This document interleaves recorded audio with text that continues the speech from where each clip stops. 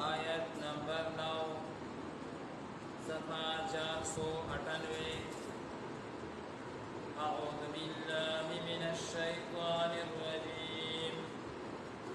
بسم اللہ الرحمن الرحیم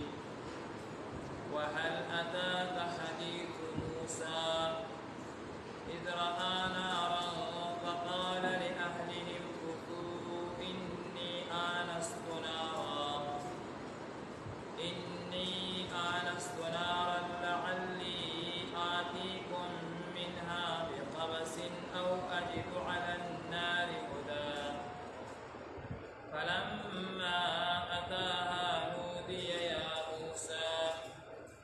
إني أنا ربك فاخلع عليك إنك بالوادي المقدس طوى وأنا اخترتك فاستمع لما يوحى صدق الله العظيم بسم الله الرحمن الرحيم وهل أتاك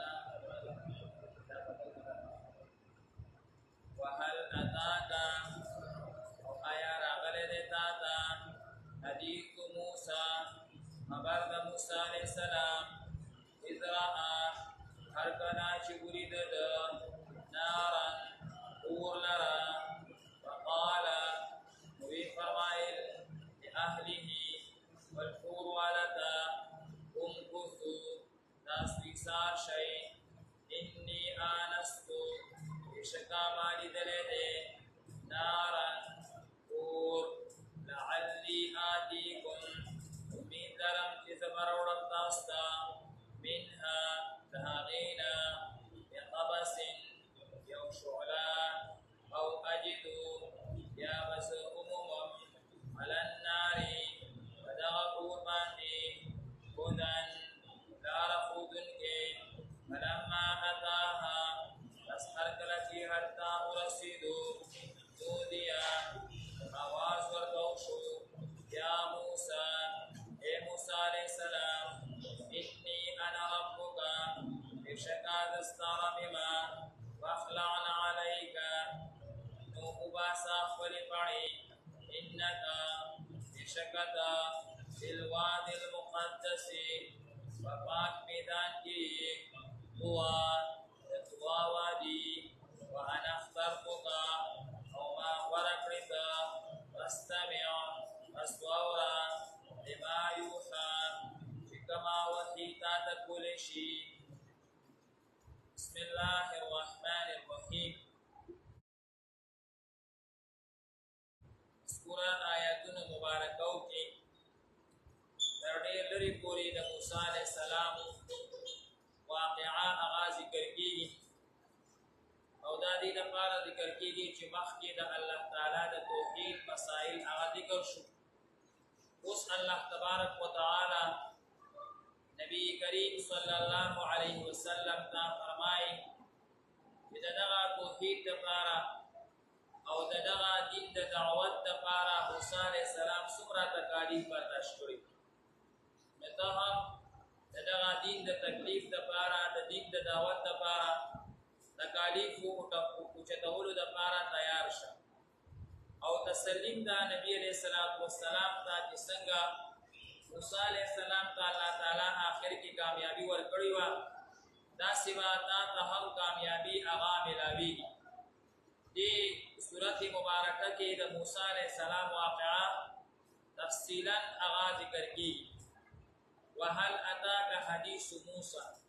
الله تعالی فرمایي چې تاسو ته د موسی علیه السلام خبر هغه نه دی راغلی یعنی راغلی دی موسی علیه السلام د مدین ته تللی او د شعیب علیه السلام سره یې 10 کاله هغه تېر کړي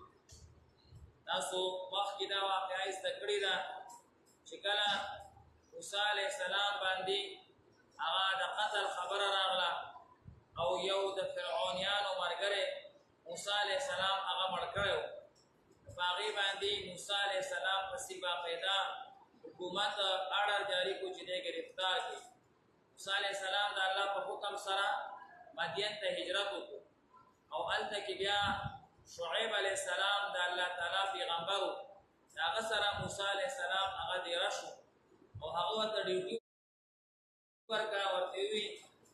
چې زما ګډې پیسې دي دا ته سره وا دا ټیم موسی علیه السلام ته پیغمبري نه واملو شو اته کاله یا لس کاله موسی علیه السلام لس کاله تیر کا بیا ورته د هغې نه مخکې شعیب علیه السلام په دې موده کې ورته خپله لور په نکاح باندې ورکړي لسو کالو نه پیله ورته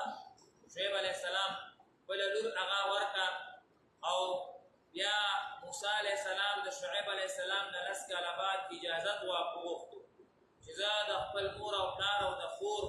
او بعضو روایاتو کې د رور ذکر راغلی دی چې د دې ملاقات ته ځو بل کلي ته موسی علیه السلام هغه واپس را روان شو خپلې علاقې ته خپل حکومت ته راننوځي ولیکن په لاره کې یو بادشاه ډېر ظالم و د هغه نه د بچ کېدو دپاره موسی علیه السلام بله لاره اختیار کړې وه او قافلې ورته ویلي چې په دغه لاره باندې ته مه ځه یو بل ظالم بادشاه و اګر چې د فرعون حکومت په دغه ټیم کې و ولیکن موسی علیه السلام ته د هغه یره او خوف نه و هغه وخت هغه تېر شوی و نو ته پته وه چې فرعون به اوس هغه ورن ختم کړی او بعد وایي نو دغه فرعون نه یره وه بهرحال په خیر آباد لاره باندې موسی علیه السلام هغه را روان شو کتابونو کې لیکلي شوي چې قافله مو ورسره وه موسی علیه السلام سره چونکې زنانه وه دې وجې نه قافلې نه یو طرف ته راتلو د شپې هغه کور والا ته تکلیف هغه رالو او د ماشوم تکلیف ورته هغه محسوسېدو چې ماشوم پیدا کېږي دغه ټایم کې زنانه ته څه ګرم څیز پکار چې موسی علیه السلام د کور په تلاش کې ووتو ساړه شپه وه او موسی علیه السلام د لرې نه بیا اور ویني دغه اور ته هغه موسی علیه السلام ورځي چې اور ته چې ورځي نو دا ناشنا اور دی په ونه باندې بلیږي ولیکن ونه سوځوي نه هغې پاڼې سوځي نه موسی علیه السلام لاس هم وروړو یو کیلې هم وروړو چې یاره دې نه اور ولګي هغې نه خو اور نه لګېدو خو ده ته اور ښکاره کېدو خو یو رڼا وه د لرې نه خو رڼا او اور دا یو شان ښکاره کېږي موسی علیه السلام حیران پاتې شو او دغه ټایم کې موسی علیه السلام ته الله تبارک وتعالی آواز کړو چې آواز رالو موسی علیه السلام وی دا آواز کوونکی څوک دی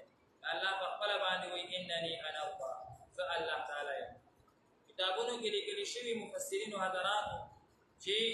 دا آواز موسی علیه السلام د هر طرف نه اورېدو شپږو طرفونه ورته آواز څلور طرفونه ښکته او بره او الله تعالی موسی علیه السلام ته دومره طاقت ورکړو د موسی علیه السلام صرف غوږونو نه اورېده بلکې ټول بدن یې غوږونه ټول بدن سره موسی علیه السلام د الله تعالی دا خبرې اورېدې او الله تعالی د فرشتې په ژبه باندې خبرې کولې یعنې فرشتې ته حکم کولو چې داسې داسې موسی علیه السلام ته هغه وایه موسی علیه السلام ته دلته حکمونه کېږي چې اني انا ربک زه ستا رب یم فاخلعن علیک انک بالواد المقدس دوات په یو پاک مقام باندې بلې هغه پاڼې وباسه دا د ادب مقام دی پاک مقامات شو مقدس مقامات شو هلته کې بیزار استل دا ادب دی بعض بزرګان اوس هم چې طوافونه کوي یا حرم شریف ته داخل شي نو هغه بلې چپلې پاڼې وغیره او بس مدینه منوره کې هغه